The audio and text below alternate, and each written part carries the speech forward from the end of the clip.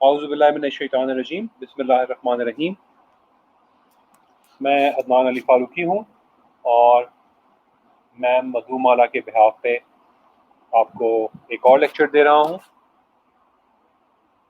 جس کا ٹائٹل ہے new phenomena and concepts of international relations. International relations basically 1950s میں ایز اے ڈسپلن ایمرج کیا، اور اس کی وجہ یہ تھی کہ یہی وہ دور ہے جب یونائٹڈ نیشنز بھی قیام میں آیا ورلڈ وار 2 کے بعد۔ ایک دم سے چھوٹی چھوٹی ریاستیں ایمرج کرنے لگ گئیں، اور world war 1، world war 2، failure of the league of nations, یہ سارے ایکسپیرینسز دنیا کے پاس موجود تھے، اور یہ ریئلائز کر لیا گیا تھا کہ دنیا میں جو چھوٹی چھوٹی ریاستیں ابھرتی ہوئی آ رہی ہیں ان کے بہت سارے مسئلے مسائل ہوں گے، اور ان مسئلے مسائل کو ڈیل کرنے کے لیے ایک پلیٹ فارم چاہیے ہوگا۔ وہ پلیٹ فارم تو یونائٹڈ نیشنز نے دے دیا، لیکن ان مسئلوں کو اسٹڈی کرنے کے لیے ایک ڈسپلن ایمرج ہوا جس کا نام تھا انٹرنیشنل ریلیشنز۔ جیسے جیسے وقت گزرتا گیا، انٹرنیشنل ریلیشنز نے ہیومن پرابلمس کو اسٹڈی کیا، اس کے آنسرز دیے in the shape of international theories, international politics, international economy, international organizations، اور بنیادی مقصد یہ تھا کہ ریاست کو مضبوط سے مضبوط تر بنایا جا سکے۔ جیسے جیسے ٹائم گزرتا گیا ویسے ویسے نئے سے نئے پرابلمز انسان کو ملتے گئے اور ان کے نئے نئے سولوشنز بھی آتے گئے۔ اسپیشلی گلوبلائزیشن کی ایج میں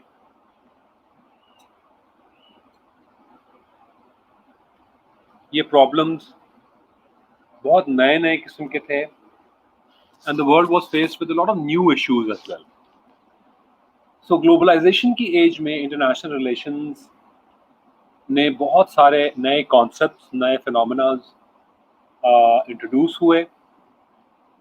یہ فینومیناز انٹرنیشنل ریلیشنز کی جو اسکالرشپ ہے یا اکیڈمیا ہے، یہ بڑھتے ہوئے حالات، چینج ہوتے ہوئے کنڈیشنز کو ایڈریس کرنے کے لیے مختلف تھیوریز بنتی ہیں، مختلف کانسیپٹس بھی آتے ہیں۔ فار ایگزامپل، ہم سب جانتے ہیں کہ سوشل میڈیا اور میڈیا کا کتنا طاقتور رول ہے آج کی دنیا میں، لیکن اس سے ریلیٹڈ بہت سارے پرابلمس بھی ہیں، پولیٹیکل لیول پہ، سوسائٹل لیول پہ، اکنامکس کے لیول پہ، انوائرمنٹل لیول پہ۔ لہٰذا سوشل سائنسز نے سوشل میڈیا کو پڑھنا شروع کیا اور اس سے آنے والے مختلف پرابلمس کو اسٹڈی کیا اور اس کے کچھ معاملات بھی ڈسکرائب کیے۔ سو وہ کون سے کانسیپٹس ہیں تھیوریٹیکل لیول پہ، پریکٹیکل لیول پہ، کون سے ایشوز ہیں، آج ہم کچھ نئے فینومیناز کو دیکھیں گے۔ آبویسلی سب سے بڑا فینومینا جو 21st سینچری میں ہے وہ تو ہے ہی globalisation itself, and globalisation is basically the improvement of the human condition, the exchange of cultures, ideas and knowledge, and the promulgation and progression of economic conditions through the use of technology, and specifically information technology or the internet. So if we understand globalization in this context, we see that there are many areas which are in need of exploration and in need of rectification.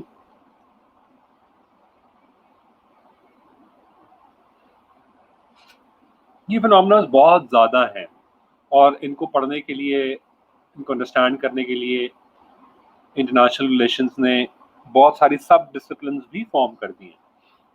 For example, globalisation اتنا powerful phenomena emerge کیا کہ globalisation ایک سب field بن گئی ہے international relations کی۔ اسی طرح جس طرح کی تھیوریز ہیں، ریئلزم، مارکسزم، لبرلزم اور مختلف تھیوریز آ گئیں، کریٹیکل تھنکنگ، کنسٹرکٹیوزم، فیمنزم، بہت ساری مختلف تھیوریز آ گئیں مختلف پرابلمس کو ایڈریس کرنے کے لیے. تو ہم ان میں سے کچھ امپورٹنٹ اور سب سے پروفاؤنڈ فینومیناز کو دیکھ رہے ہیں. obviously globalization being the topmost of it. ہم گلوبلائزیشن کو سیپریٹلی ڈسکس نہیں کریں گے کیونکہ یہ سارے فینومیناز گلوبلائزیشن کے ساتھ ساتھ ہی آئے ہیں. یہ جو پرابلمز ہیں یہ سٹیزن شپ کو، ٹریڈ کو، ساورینٹی کو اور گورننس کو کہیں چیلنج کرتے ہیں، کہیں فیسیلیٹیٹ کرتے ہیں، اور کچھ پرابلمز جو ہیں وہ پرانے اسٹرکچرز کو برداشت بھی نہیں کرتے اور پرانے اسٹرکچرز کو توڑنے کی ضرورت پڑ جاتی ہے.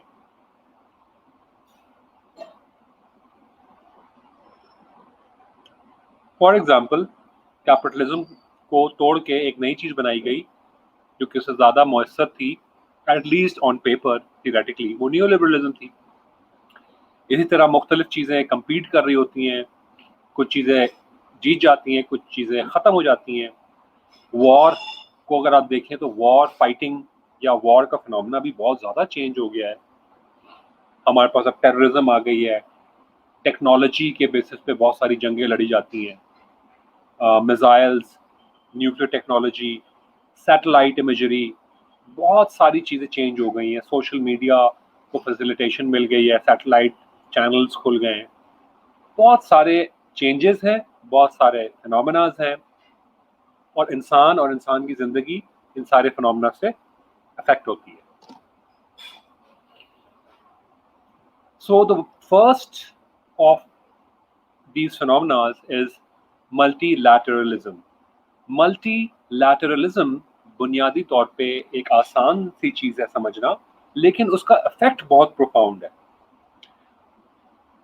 ملٹی لیٹرلزم کا بیسک اور سب سے ایزی کانسیپٹ یہ ہے دیٹ دنیا میں جتنی بھی ریاستیں ہیں انہوں نے یہ دیکھا کہ ان کے بہت سارے جو پرابلمز ہیں اور جو ایشوز ہیں وہ الگ الگ ہیں، لیکن بہت سارے ملے جلے بھی ہیں. For example environmental degradation, climate control, ozone layer کے ایشوز، پاورٹی کی ایشوز، ایجوکیشن اور health related problems. For example COVID-19 کو آپ دیکھ لیں، یہ ایک گلوبل ایشو ہے. اسی طرح مختلف بیماریاں، مختلف اکنامک کنڈیشن، انسان کے لیے صاف پانی، انسان کے لیے صاف ہوا، یہ ساری چیزیں گلوبل ایشوز ہیں، اور ان گلوبل ایشوز کو سالو کرنے کے لیے ایک گلوبل اپروچ چاہیے. Therefore, multiple countries are pursuing some common goals. And when multiple countries come together and form an alliance to address and combat these common issues, this phenomena is known as multilateralism. پہلے یہ دیکھا جاتا تھا اور خاص طور پہ realism میں یہ دیکھا گیا ہے کہ اپنی مدد آپ کرو، کوئی تمہیں بچانے نہیں آئے گا. اپنی اکنامکس خود چلاؤ، اپنی سیکیورٹی خود انشور کرو، اپنے سوسائٹی کو خود سنبھالو. یہ یونی لیٹرلزم کا بیہیویئر تھا. لیکن اب چونکہ گلوبلائزیشن کے بعد دنیا ایک گلوبل ولیج بن گئی ہے، دنیا کے مختلف ملکوں کے درمیان کانٹیکٹس بہت زیادہ بڑھ گئے ہیں، کمیونیکیشن بہت زیادہ آسان ہو گئی ہے، لہٰذا مختلف ملکوں کو یہ پتہ ہے کہ بہت سارے پرابلمز ہر ملک میں ہیں اور ان کو ساتھ مل کے کام کرنا، اس اپروچ کو ملٹی لیٹرلزم کہتے ہیں. اوبویسلی یہ تو بات ایک کامن بیہیویئر بھی ہے کہ انسان بھی اگر مل کے کام کریں اپنے کامن گولز کے لیے تو زیادہ اچھا پروگرس ہو سکتا ہے. Basically in international relations you can call it team building. So when multiple countries form teams in order to address issues, this is known as multilateralism. پرانے وقتوں میں یا تو یونیلیٹرلزم تھا یا بائی لیٹرلزم بھی تھا. فار ایگزامپل دو کنٹریز آپس میں معاہدے سائن کر لیتے تھے کہ ہم مل کے اس خاص ایشو کو ایڈریس کریں گے. ملٹی لیٹرلزم کا بہت اچھا ایگزامپل یورپین یونین ہے، بہت سے یورپ کے ممالک نے یہ کام کیا ہے. اسی طرح U A E, united Arab Emirates بھی ملٹی لیٹرلزم کا پرسپیکٹو ہے. اسی طرح S C O, Shanghai cooperation organisation, multilateralism کا ایک بہت اچھا نمونہ ہے.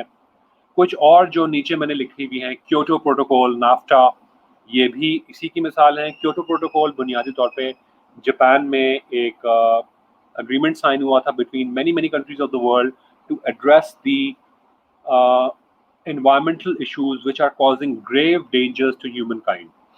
اس میں اوزون لیئر کو ڈسکس کرنا، پولوشن کو ڈسکس کرنا، جنگلات کی پروٹیکشن، وائلڈ لائف کی پروٹیکشن، اوشن اور ایئر پولوشن کو ریڈیوس کرنا، یہ ساری چیزیں بہت امپورٹنٹ ہیں اور انسان کی سروائیول کے لیے بہت امپورٹنٹ ہے. سو لہٰذا کیوٹو پروٹوکول بھی ایک ملٹی لیٹرلزم کا ہی ایک نمونہ ہے. سارک بھی ساؤتھ ایشین ممالک، انڈیا، پاکستان، برما، بنگلہ دیش، نیپال، مالدیوز، ان سب نے مل کے ملٹی لیٹرلزم کے تحت کچھ ایشوز کو ایڈریس کرنے کی کوشش کی ہے. اچھا، یہ الائنسز جو ہیں جو کہ ملٹی لیٹرلزم کے تحت ہیں، یہ بڑھتی جا رہی ہیں گلوبلائزیشن کی وجہ سے، اور ان کا مقصد وار بھی ہو سکتا ہے، ٹریڈ بھی ہو سکتا ہے، ہیومن رائٹس کی پروٹیکشن بھی ہو سکتا ہے، انوائرمنٹل ایشوز بھی ہو سکتا ہے، اسمگلنگ کو روکنا، ہیومن ٹریفکنگ کو روکنا، کاؤنٹر بینس جو کہ اللیگل سبسٹنسز ہیں ان کا اسپریڈ روکنا، انٹرنیشنل کرائم کو روکنا، انٹرنیشنل ایجوکیشن اور پاورٹی کو ایڈریس کرنا، انٹرنیشنل انوائرمنٹ کو پروٹیکٹ کرنا. بہت سارے ایجنڈاز پہ ملٹی لیٹرلزم کام کر سکتی ہے. The next thing which is very important as a phenomena in international relations is populism. Populism بنیادی طور پہ ایک ٹرم ہے جو کہ جس کے پیچھے ایک اور آئیڈیا ہے، اور اس کو کہتے ہی آئیڈیشن ہے. اور آئیڈیشن کو سمجھنا پاپولزم کو سمجھنے کے لیے بہت ضروری ہے. So what is ideation? Ideation basically ایک کریٹو پروسیس کا نام ہے، کریٹو تھنکنگ کا نام ہے. And it is a process through which generates and develops and communicates new ideas.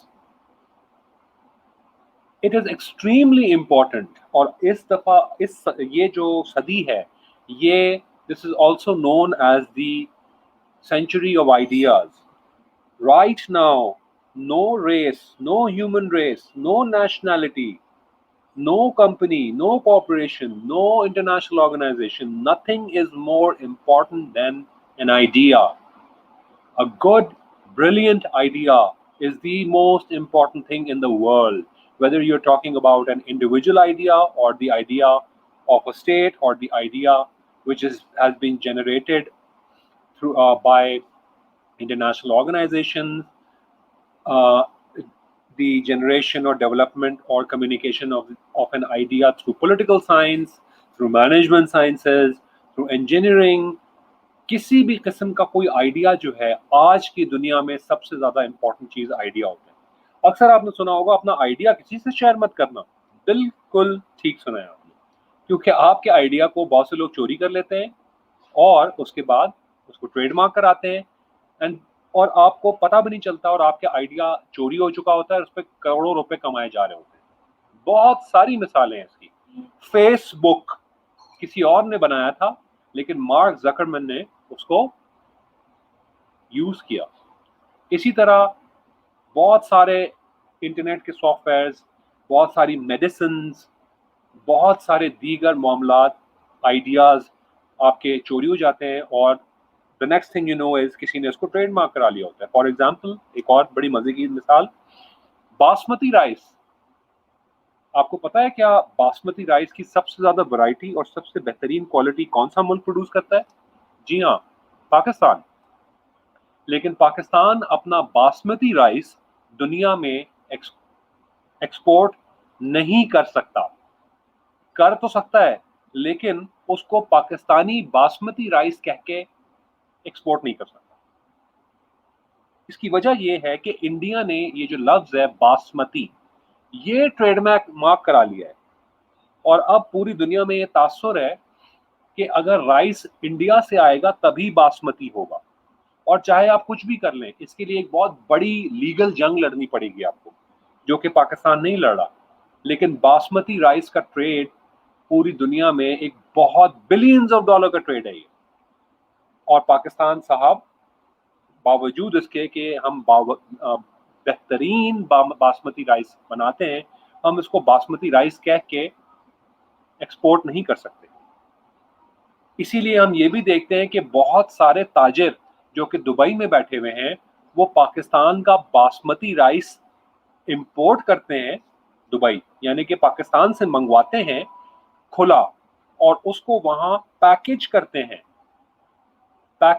ہیں اور اس پیکیجنگ میں لکھتے ہیں انڈین باسمتی رائس، اور پھر وہ بک سکتا ہے۔ شاید آپ یہ سوچ رہے ہوں گے تو اچھا چلو بک تو رہا ہے نا، اور پاکستانی کتنی چیتی قوم ہے، اور ہم بیچ رہے ہیں اور پتہ بھی نہیں چل رہا ہے، تو ایسا کچھ نہیں ہے، آپ غلط سوچ رہے ہیں اگر آپ ایسا سوچ رہے ہیں۔ اس کی وجہ یہ ہے کیونکہ جو چاول باسمتی رائس آپ 25 روپے کا یہاں سے، یا 100 روپے کا یہاں سے، یا 80 روپے یا 70 روپے، لیٹس سے آپ 70 روپے پر کلو کے حساب سے باسمتی رائس کی بیسٹ کوالٹی دبئی بھیج دیتے ہیں، اور اس کے بعد دبئی میں وہ پیکج ہوتا ہے اور وہ 70 کے بجائے 200 روپے کلو بکتا ہے۔ یہ آپ کے اوپر ایک مذاق ہے۔ اسی طرح ہمالیین سالٹ کے ساتھ بھی یہی ہوا ہے۔ پنک سالٹ جس کی سب سے بڑی کان کیوڑا میں ہے، پاکستانی پنک سالٹ نہیں بک سکتا، ہمالیین پنک سالٹ بکے گا۔ انڈیا نے اس کے اوپر بھی ٹریڈ مارک کر لیا ہے۔ حکومت پاکستان نے اس کے اوپر ایک کافی کلیریفیکیشن دی کہ جی نہیں ایسا کچھ نہیں ہوتا، لیکن بہرحال ایسا ہے۔ So an idea is a very important thing, اور اگر آپ آئیڈیاز کا صحیح استعمال کریں گے that would make the difference between wealth and poverty, development and underdevelopment, and therefore the theory of ideation is an extremely important theory۔ لہذا populism بنیادی طور پہ آئیڈیشن کی وجہ سے نکلی ہے۔ پاپولزم یہ کہتی ہے کہ بنیادی طور پہ پوری دنیا کی جو ایلیٹ ہے وہ اپنے آپ کو پروٹیکٹ کرنے کے لیے political compromise, economic compromise, cultural compromise, academic compromise, یہ سب کرتی ہے اپنے آپ کو بچانے کے لیے، اپنے آپ کو طاقتور رکھنے کے لیے۔ یہ آئیڈیا مارکسزم سے بہت ملتا جلتا ہے، ورلڈ سسٹمز تھیوری سے بھی بہت ملتا جلتا ہے، اور پاپولزم بنیادی طور پہ یہی کہتا ہے کہ یہ جو بڑی بڑی ملٹی نیشنل کارپوریشنز ہیں، کنٹریز ہیں، این جی اوز ہیں، یا انڈیویجول فگرز ہیں، یہ ان سب نے مل کے ایک گٹھ جوڑ بنا لیا ہے، اور یہ دنیا کی اکنامکس کو، دنیا کی سیاست کو، دنیا کے مختلف کلچرز کو، دنیا کی ایجوکیشن کو، سب کچھ کمپرومائز کرتے ہیں اور اپنے طاقت کے حصول کے لیے پوری دنیا چلا رہے ہیں۔ therefore پاپولزم جو ہے وہ ایک ایمانسپیٹری سوشل فورس ہے، ایک بہت بڑھتی ہوئی طاقت ہے، سوشل فورس ہے، اور وہ کمزور یا مارجنلائزڈ کو ایک سوچ دے رہی ہے کہ آپ ڈومیننٹ پاور سٹرکچرز کو کیسے چیلنج کر سکتے ہیں۔ فار ایگزامپل ہائپر انفلیشن، ڈیماگوگی، اپارچونزم، یہ ساری وہ چیزیں ہیں جو کہ پاپولزم کی وجہ سے ہیں اس دنیا میں، اور پاپولزم ان سب چیزوں کو ڈیفیٹ کرتا ہے۔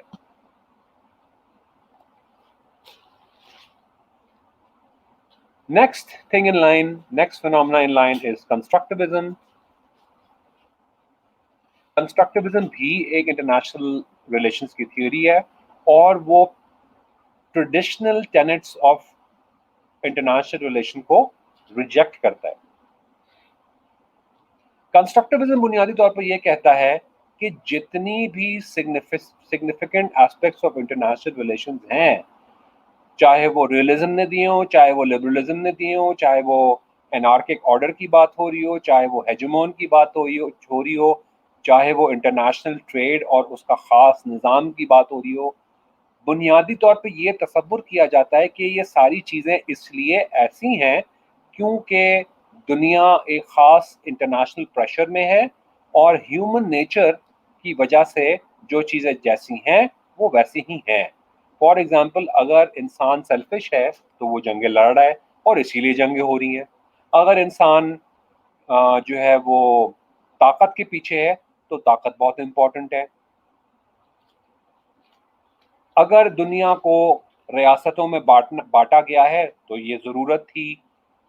کنسٹرکٹیوزم یہ کہتا ہے کہ یہ ساری چیزیں غلط ہیں اور انسان بنیادی طور پہ اپنی سوچ کا غلام ہوتا ہے۔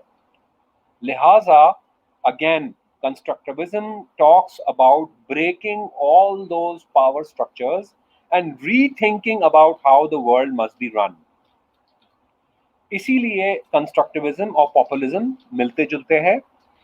کنسٹرکٹیوزم بنیادی طور پہ مٹیریلزم کو ریجیکٹ کرتا ہے اور آئیڈیاز اور شیئرڈ آئیڈینٹیٹیز کی بات کرتا ہے۔ کنسٹرکٹیوزم کے لیے آئیڈیاز بہت امپورٹنٹ ہیں یہاں، اور آئیڈینٹیٹیز بھی بہت امپورٹنٹ ہیں۔ پاپولزم کے لیے آئیڈینٹیٹیز امپورٹنٹ نہیں ہے، میننگ ٹو سے پاپولزم یہ کہتا ہے کہ ایک آئیڈیا چاہے وہ بنگلہ دیش میں آیا ہو یا پاکستان میں آیا ہو یا انگلینڈ میں آیا ہو، وہ آئیڈیا بہت امپورٹنٹ ہے۔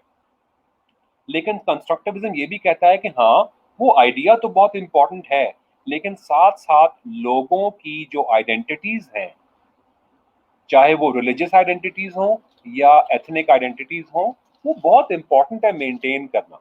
اور ماڈرنزم نے یا ریئلزم نے یا انڈسٹریلائزیشن نے ان ساری چیزوں کو فلیٹ کر دیا ہے۔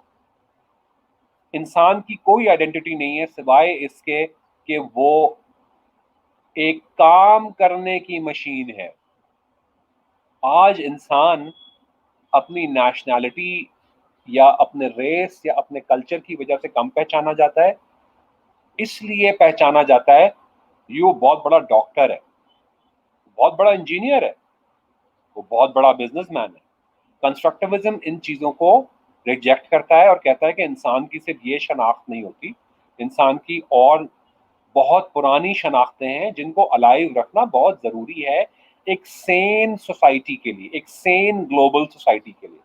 اور اگر انسان انہی چکروں میں پڑا رہا کہ اس کے پروفیشن اور اس کے سکل کی وجہ سے اس کی آئیڈینٹی ہو، تو یہ ایک غلط بات ہے، کیونکہ انسان ایک پرزہ نہیں ہے، انسان ایک مشین نہیں ہے، انسان ایک انسان بھی ہے اور اس کے اندر بہت ساری مختلف چیزوں کا امتزاج ہے۔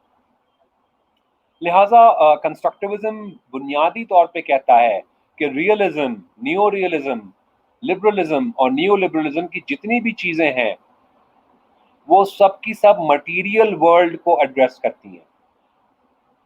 یا پاور، یا پیسہ، یا ٹریڈ، یا ریاست کا ہونا، یہ سب مادی چیزیں ہیں، اور مادی چیزیں امپورٹنٹ ہیں، لیکن وہ آئیڈینٹیٹیز اور شیئرڈ آئیڈیاز سے زیادہ امپورٹنٹ نہیں ہیں۔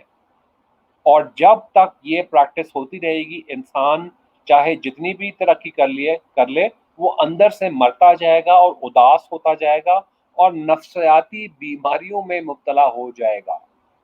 کنسٹرکٹیوزم بنیادی طور پہ سائیکولوجیکل پرابلمز، سائیکیاٹرک پرابلمز کو لنک کرتا ہے ان ساری چیزوں پہ۔ اور بنیادی طور پہ یہ کنسٹرکٹیوزم یہ کہتا ہے کہ جتنی بھی جو چیزیں آپ کے سامنے ایک پہاڑ جیسی ہیں، جیسے کہ لبرلزم کے ٹینٹس، ریئلزم کے ٹینٹس، دنیا میں جنگیں، یہ اس لیے نہیں ہے کیونکہ دنیا کا ایک خاص سیٹ اپ ہے اور سیٹ اپ کی وجہ سے یہ چیزیں ہو رہی ہیں۔ یہ ساری چیزیں انسان کو سمجھائی گئی ہیں کہ دنیا میں جنگیں ضروری ہیں، دنیا میں ریاستوں کا ہونا ضروری ہے، دنیا کو سپلٹ کرنا اکنامک کنڈیشنز کے لیے ضروری ہے۔ کچھ ضروری نہیں ہے، اور کیا ضروری ہے اور کیا ضروری نہیں ہے وہ انسان کو سمجھا دیا گیا ہے۔ لہٰذا انسان کے لیے ضروری ہے کہ وہ in mental chains, in mental shackles کو توڑے اور دنیا کو ایک نئے طریقے سے دیکھے۔ کنسٹرکٹیوزم بنیادی طور پہ یہ بھی کہتا ہے that you must be able to question everything which is in the world. Question every phenomena which is governing the world because these phenomena are not permanent, اور آپ کو یہ سمجھایا گیا ہے کہ یہ تو پرماننٹ ہے. ایسا کچھ نہیں. لہٰذا آئیڈینٹیٹیز کی ریوائول اور آئیڈینٹیٹیز کے ساتھ ساتھ آئیڈیاز کا ریوائول ایک امپورٹنٹ چیز ہے. تیسری چیز Westphalian system. Westphalian system meaning to say modern nation state system. World war two کے بعد جب ساری دنیا ڈی کالونائز ہوئی، بنیادی طور پہ ریاستوں کا نظام بھی اسی وقت آیا. لیکن یہ نظام جو ریاستوں کا نظام ہے یہ گلوبلائزیشن کی وجہ سے بھی ویک ہو رہا ہے، سپرا نیشنل ریجنل الائنسز کی وجہ سے بھی ویک ہو رہا ہے. سپرا نیشنل الائنسز کا مطلب یا ریجنل الائنسز کا مطلب بھی یہ ہے کہ ریاستوں کے نظام سے اوپر کوئی نظام یا اوپر کوئی system. For example E U کی بات اگر کریں تو ای یو نے اپنی ریاستی انتظام کو کم کر دیا ہے، اسٹیٹ کے بارڈرز کو، اسٹیٹ کی سوورنٹی کو، اسٹیٹ کی کرنسی کو کم کر دیا ہے، اور ایک common border, common currency, common law لے آئے ہیں، جس کی وجہ سے ای یو پورا ایک عجیب سا ایک آرگنائزیشن ہے جس کو آپ سپرا نیشنل یعنی کہ نیشنلٹی سے بڑھ کے ایک آرگنائزیشن ہے. آخر کار ریاست بھی ایک آرگنائزیشن ہی ہے، and it is an organisation to manage the affairs of the people in a better way. So if that system is failing, any other system can take up that system. تو یہ بنیادی طور پہ ضروری ہو گیا ہے.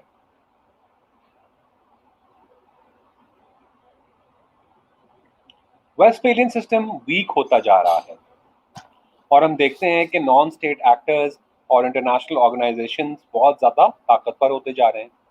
WTO ورلڈ ٹریڈ آرگنائزیشن بہت طاقتور ادارہ ہے، ریاستوں کو مجبور کرتا ہے کہ جیسے میں بول رہا ہوں ویسے ہی ٹریڈ ہوگا. اسی طرح United nation security council, IMF، world bank آج کل بہت ساری ریاستوں کے اوپر اپنے لاز لاگو کر رہے ہیں. سو ریاست کا تصور ہلتا جا رہا ہے. اور بنیادی طور پہ ہم یہ بھی دیکھتے ہیں کہ سپرا نیشنل اتھارٹیز بڑھتی جا رہی ہیں، انٹرنیشنل آرگنائزیشن بڑھتے جا رہے ہیں، ایک لیگل گلوبل آرڈر فارم کر رہے ہیں، اور اسی طرح سے ریاستوں کا نظام اور ان کے ڈومیسٹک لاز بھی ویکن ہوتے جا رہے ہیں. ایک اور بہت امپورٹنٹ پاور کانسیپٹ جو ہے وہ ہے hard power, soft power and smart power. یہ بنیادی طور پہ انٹرنیشنل ریلیشنز کا وہ کانسیپٹ ہے جو کہ آپ کو یہ بتاتا ہے کہ ہارڈ پاور، سافٹ کہ دنیا کے مابین جو انٹرنیشنل ریلیشنز ہیں وہ کیسے چل رہے ہیں. اس میں جنگ بھی آتی ہے، اس میں ڈپلومیسی بھی آتی ہے، اس میں ٹریڈ بھی آتا ہے. اور بنیادی طور پہ جو ڈپلومیسی ہے یا جنگیں ہیں یا ٹریڈ ہیں یہ انہی 3 طریقوں سے کی جاتی ہیں: hard power, soft power approaches یا smart power approaches. Hard power بنیادی طور پہ ملٹری اور اکنامک سینکشنز کے ذریعے کسی ملک کو انفلوئنس کرنے کا نام ہوتا ہے. ہم دیکھتے ہیں کہ بہت سارے ملک ہارڈ پاور کا استعمال کرتے تھے. امریکہ آج تک ہارڈ پاور کا استعمال کر رہا ہے، ایگریسو ہے، کوورسو ان نیچر ہے، یہ کرو نہیں تو میں یوں کر دوں گا، یہ میری باتیں مانو نہیں تو اکنامک سینکشنز ہے، میری باتیں مانو نہیں تو میں جنگ مسلط کروں گا. All these things are known as the use of hard power. Soft power اس کا اپوزٹ ہے، یہ لوگوں کو اٹریکٹ کرنے کا نام ہے. اپنے کلچر کو اتنا خوبصورت بناؤ کہ ساری دنیا جو ہے تمہارے کلچر سے اٹریکٹ ہوں اور تمہاری طرح بننے کی کوشش کریں. یہ بھی امریکہ کرتا ہے، انفیکٹ انڈیا بھی یہ بہت زیادہ کرنے کی کوشش کرتا ہے. انڈیا اپنی فلمز کے ذریعے آپ کو اٹریکٹ کرتا ہے اور اپنے کلچر کو پوری دنیا میں لاگو کرنے کی خاص کوشش بھی کرتا ہے. یہ چاہے اچھی بات سمجھیں یا بری بات سمجھیں، بہرحال پالیٹکس کا حصہ ہے. اور یہ ایک بہت بڑا سوالیہ نشان بھی ہے کہ ہر قوم اپنے کلچر کو کیا مٹتا ہوا دیکھنا چاہتی ہے یا گرو کرتے ہوئے دیکھنا چاہتی ہے. اور اگر آپ گرو کرتے ہوئے دیکھنا چاہتے ہیں تو آپ کو ہارڈ پاور کے ساتھ ساتھ سافٹ پاور کی ایبلٹی بھی ہونی چاہیے. لوگوں کے ساتھ کوآپریشن بلڈ کرنا، ان کے اپنے کلچر کو اتنا خوبصورت بنانا، اپنے ویلیوز کو اتنا خوبصورت بنانا، اپنی قوم کو اتنا منظم بنانا کہ باقی دنیا دیکھ کے آپ کی مثال فالو کرے. اور یہ ان چیزوں کو استعمال کرنے کو ہم سافٹ پاور کہتے ہیں. سوال یہ ہے کہ سافٹ پاور زیادہ اچھا ہے یا ہارڈ پاور زیادہ اچھا ہے؟ تو اس کا جواب یہ ہے کہ دونوں کو ملا کے یوز کرنا، جس کو ہم اسمارٹ پاور کہتے ہیں، یہ سب سے زیادہ اچھا ہوتا ہے. Not every kind of relationship, not between nations, can be termed as soft power or hard power. کہیں کہیں آپ کو اپنے کلچر پروموٹ کرنی پڑتی ہے، کہیں کہیں آپ کو اپنی اکانومی پروموٹ کرنی پڑتی ہے، کہیں کہیں اپنے ویلیوز اینڈ آئیڈیاز، کہیں کہیں ڈپلومیسی سے کام ہوتا ہے اور کہیں کہیں تھریٹ سے کام ہوتا ہے. امیجن کریں آپ کہ آپ انڈیا سے تعاون کریں، کیا وہ تعاون کرے گا آپ سے؟ شاید بظاہر کرے لیکن اندر ہی اندر کچھ اور چل رہا ہوگا. اسی طرح بہت سارے ملک ہیں جو کہ اسمارٹ پاور کا، سافٹ پاور کا اور ہارڈ پاور کا ملا کے استعمال کرتے ہیں اور اسی کو اسمارٹ پاور کہتے ہیں. ایک آخری چیز جو کہ ہم دیکھتے ہیں، یہ بھی ایک بہت انٹرسٹنگ تھیوری ہے، ہیجیمونک اسٹیبلٹی تھیوری. بنیادی طور پہ یہ تصور پایا جاتا ہے کہ دنیا میں انٹرنیشنل سسٹم کو چلانے کے لیے انٹرنیشنل اکنامک سسٹم کا ہونا بہت ضروری ہے. اور چاہے وہ انٹرنیشنل اکنامک سسٹم ہو یا international system on its own ہو، یہ بات بہت امپورٹنٹ ہے کہ اس نظام کو چلانے کے لیے کوئی ایک سب سے ڈومیننٹ طاقتور ملک ہو اور وہ ہیجمون بنے اور وہ پوری دنیا میں اسٹیبلٹی قائم کرے اور اس نظام کو چلانے کے لیے ایک بدماش کا رول اڈاپٹ کر لے. ہیجمنی کا مطلب ہی بدماشی ہوتا ہے. لہذا ایسے ملک کا ہونا ضروری تصور کرنا یونی پولیرٹی کی طرف بھی اشارہ ہے. And therefore, hegemonic stability theory dictates that دنیا میں ایک بہت طاقتور ملک کا ہونا ضروری ہے دنیا میں ایک آرڈر کو قائم رکھنے کے لیے. You can agree with it and you can disagree with it. جو لوگ اس نظام کو پسند کرتے ہیں وہ کہیں گے ہاں یہ اچھا ہے، اور جو لوگ اس نظام کو پسند نہیں کرتے وہ کہیں گے نہیں ایسا نہیں ہونا چاہیے. لیکن بہرحال ہیجیمونک اسٹیبلٹی یا ایک کسی بھی آرڈر کو چلانے کے لیے، گھر کا نظام چلانے کے لیے، اسکول کا نظام چلانے کے لیے، ملک کا نظام چلانے کے لیے ایک ڈومیننٹ پلیئر کا ہونا بہرحال ضروری ہوتا ہے. اس تھیوری کو ایکسپلین کرنے کے لیے ڈاکٹر ڈان کاکس 4 مختلف سٹیجز بتاتے ہیں اور اپنی تھیوری لانگ سائیکل تھیوری میں یہ 4 فیزز بتاتے ہیں کہ بنیادی طور پہ یہ غلط لکھا ہوا ہے، یہ 82,000 ایئرز نہیں ہے، یہ 82 ایئرز ٹو 100 ایئرز ہیں. یہ ایک ٹائپنگ ایرر ہے. اس کو آپ 82,100 ایئرز نہیں سمجھیے، اس کو آپ سمجھیں 82 ایئرز ٹو 100 ایئرز. تو بنیادی طور پہ کوئی ایک ہیجیمون، کوئی ایک ایسی بین الاقوامی طاقت جو ہے وہ تقریباً 82 سے 100 سال تک رہتی ہے، اور اسی دوران وہ عروج بھی دیکھتی ہے اور زوال بھی دیکھتی ہے. نمبر 2 پوائنٹ یہ ہوتا ہے کہ وہ جنگیں کرتی ہے، اور ان جنگ وہ جو ہیجیمون ہے وہ جنگیں برپا کرتا ہے اور اس کی وجہ سے اکنامک سائیکلز امپروو کرتے رہتے ہیں، اور ان جنگوں کی وجہ سے وہ ایک اکنامک ہیجیمون بھی بن جاتا ہے. Therefore, first you become a military hegemon and then you wage wars, thereby becoming an economic hegemon. Economic hegemon بننے کے بعد آہستہ آہستہ جب وہ دنیا کا سب سے طاقتور ملک بن جاتا ہے تو پوری دنیا میں اس کی انوالومنٹ اتنی زیادہ بڑھ جاتی ہے کہ وہ اندرونی طور پہ ویک ہونا شروع ہو جاتا ہے. اسی لیے چونکہ وہ اندرونی طور پہ ویک ہونا شروع ہو جاتا ہے، لہٰذا وہ اندرونی طور پہ کولیپس کرنا شروع ہو جاتا ہے، and ultimately within the span of 82 to 100 years وہ کولیپس کر جاتا ہے. یہ تھوڑا سا زیادہ بھی ہو سکتا ہے، تھوڑا سا کم بھی ہو سکتا ہے، لیکن آہستہ آہستہ کوئی اور ملک، کوئی اور قوم بننے ہیجمون ہونے کا جو جو جگہ ہوتی ہے، جو پلیس ہوتی ہے، وہ ریپلیس ہو جاتی ہے. For example we see that Ottomans were once the hegemon. They were replaced by the British Empire. Then there was the Russian Empire, and now we see the American Empire. And now the American Empire is in the fourth area of the long cycle theory, which means that they're about to collapse. امریکہ کمزور سے کمزور تر ہوتا چلا جا رہا ہے، اور اس کو شاید برازیل، شاید انڈیا، شاید چائنا، شاید رشیا، یا شاید کوئی اور ملک ریپلیس کر دے. وہ ملک اسرائیل بھی ہو سکتا ہے، کیونکہ اگر آپ دیکھیں تو اسرائیل ہے تو بہت چھوٹا ملک، لیکن ہے بہت طاقتور ملک. So basically these are the various most important phenomena of the world in the globalized world which are new in international relations، اور یہ مختلف طریقے سے اپنا اثر رسوخ بھی دکھا رہی ہے. I hope آپ کو کچھ انڈرسٹینڈنگ بلڈ ہوئی ہوگی in this lecture. If you have some questions, please go ahead and ask. Thank you very much.